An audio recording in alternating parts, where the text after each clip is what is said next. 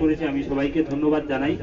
আজকে আমাদের মূলত একটাই উদ্দেশ্য যে উই আর জাস্টিস, যে অভয়াকে নির্মমভাবে আর্জি করে তাকে খুন হত্যা করা হয়েছে, আমাদের দেশের এবং আমাদের রাজ্যের একজন অমূল্য সম্পদকে আমরা হারিয়েছি।